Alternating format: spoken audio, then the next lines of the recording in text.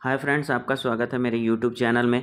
दोस्तों, अगर आप अभी तक मेरे यूट्यूब चैनल पर बिल्कुल नए हैं और इसे लाइक और सब्सक्राइब नहीं किया है तो कृपया इसे लाइक और सब्सक्राइब ज़रूर करें ताकि हम आप तक ऐसे बहुत सारे उपयोगी मेडिसिन के वीडियो ला सके और बेल आइकॉन भी ऑन करें।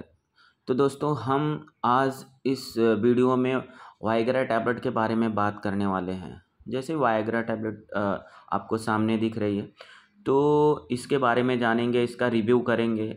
तो इसका क्या उपयोग है मेल में, पुरुषों में क्या इसका उपयोग होता है, और अगर पुरुषों में नपुंसकता आ जाती है तो इसे कैसे जो है यूज करते हैं।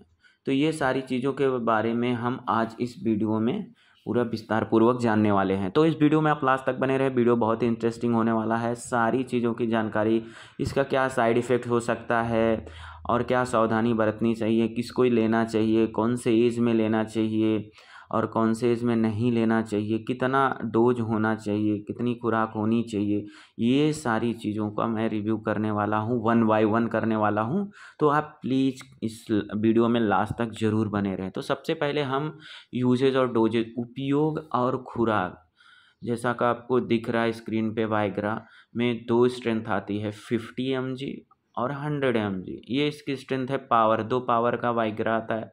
पहला है 50 mg, दूसरा है 100 mg।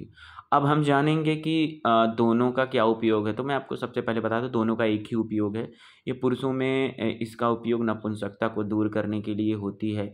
और कई बार क्या होता है कि किसी को बच्चा नहीं हो रहा होता है, तो स्त्री के साथ साथ पुरुष में भी इनफर्टिलिटी रहती है, बांझपन होता है। पुरुषों में भी बांझपन होता है, किसी कारणवश से सेक्स की क्षमता कम हो जाती है, तो भी ये टैबलेट जो है यूज में आता है।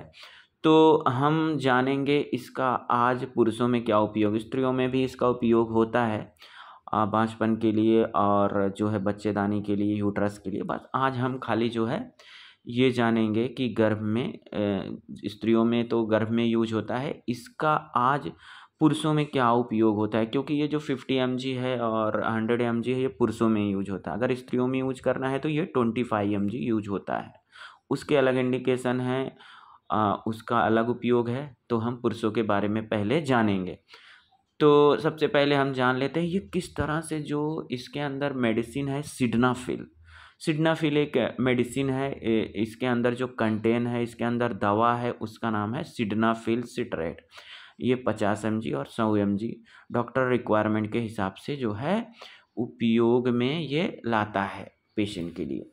तो आपको 50 mg से वैसे स्टार्ट करना है और 100 mg तक आपको जाना है, जिस तरह से आपकी रिक्वायरमेंट है। किसी को 50 काम करता है तो वैसे स्टार्टिंग में देखेंगे तो 50 mg बराबर काम करता है।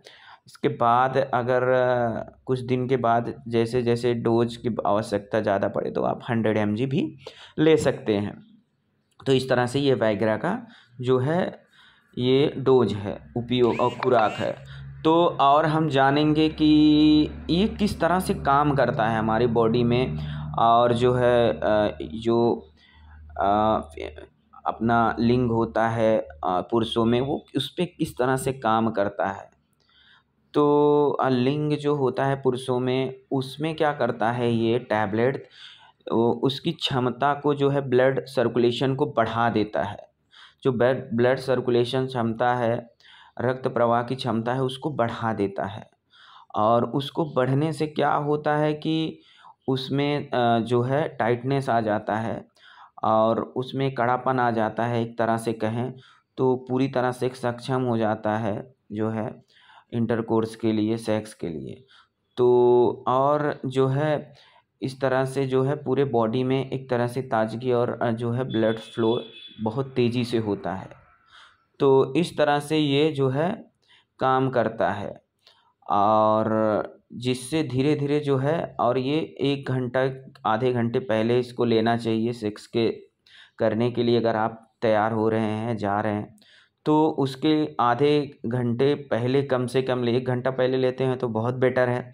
और अगर आप आधा घंटा पहले भी लेते हो तो काम करेगा। ऐसा नहीं होना चाहिए कि 10-5 मिनट पहले खाते हैं तो इसका जो है, जब तक आप इंटरकोर्स में उतरेंगे या सेक्स के लिए उतरेंगे तब तक इसका जो है असर जो है हुआ ही नहीं रहेगा, और उसके बाद असर चालू होगा। तो फिर आप उसका आनंद नहीं ले पाएंगे और उसका उपयोग सही तरीके से नहीं कर पाएंगे।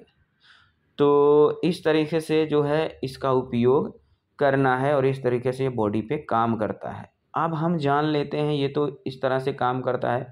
बाँझपन में पुरुषों को कोई किसी को बच्चा नहीं हो रहा है या कुछ प्रॉब्लम है तो भी पुरुषों के लिए ये फ़ायदेमंद होता है।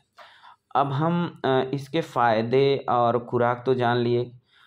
50 mg से शुरू करके 100 mg तक जाना है और इसे खाने के बाद लेना है। पर खा जो है एक इसीलिए बोला जा रहा है, खाना अगर आप खा के जा रहे हैं सेक्स के लिए तो कम से कम 1 घंटा खाना खाने के 1 घंटा बाद जो है जाएं और तुरंत खाना खाने के बाद ये मेडिसिन ले लें, तो इसका असर धीरे धीरे आधे घंटे में आपको दिखेगा। तो इस तरह से इसको उपयोग ये दिन में एक ही बार लेना है।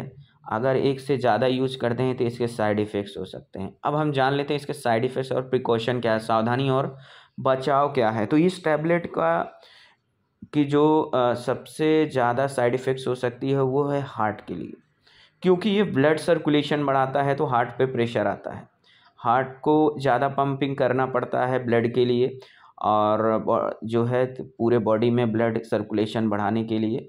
तो ये धीरे धीरे जो है ब्लड सर्कुलेशन बढ़ाने के लिए हार्ट को ज़्यादा काम करना पड़ता है। तो जो है पेनिस में भी इसका ब्लड सर्कुलेशन लिंग में बहुत तेज़ी के साथ करने के लिए ये हार्ट को काम करना पड़ता है। तो अगर कोई हार्ट का पेशेंट है तो इसे बिल्कुल भी ना ले। इसका मेजर साइड इफ़ेक्ट, बहुत साइड इफ़ेक्ट्स हो सकता है। हार्ट रिलेटेड प्रॉब्लम हो सकता है, किडनी रिलेटेड किसी को है या लीवर अगर रिलेटेड कुछ प्रॉब्लम चल रहा है तो भी बिल्कुल ना लें। लंग्स वगैरह के प्रॉब्लम है बिल्कुल ना लें। किसी प्रकार का कैंसर है तो बिल्कुल भी ना लें। तो इस तरह से ये सारी चीज़ों से इसको अवॉइड करना है। बाकी किसी को एलर्जी है किसी प्रकार की मेडिसिन से तो भी इसके उपयोग से बचें, इसे बिल्कुल भी ना लें। जो नॉर्मल पेशेंट, बाकी इल्डरली पेशेंट को नहीं लेना चाहिए। इसमें बहुत ज़्यादा साइड इफ़ेक्ट जो देखा गया है 50 अबाव, जो 50 से ज़्यादा हैं उनको बिल्कुल नहीं लेना चाहिए। ये टैबलेट डॉक्टर के सलाह से लेना चाहिए और बीपी और ये सारी चीज़ें चेक करना चाहिए, उसके बाद ही ये टैबलेट लेना चाहिए। अगर किसी को बीपी वगैरह है, आप जनरली क्या होता है 50 प्लस जो होते हैं उनमें ये सारी प्रॉब्लम्स होती हैं, हार्ट और बीपी की प्रॉब्लम होती है और उस समय अगर ये टैबलेट लेते हैं तो इसका मेजर साइड इफ़ेक्ट्स हो सकता है। तो उनको मैं सलाह दूंगा कि आप बिल्कुल भी ना लें। पहले तो आपको मैं ये सलाह दूंगा कि बिना डॉक्टर के सलाह के इसे बिल्कुल भी ना लें, चाहे यंग हो चाहे जो भी।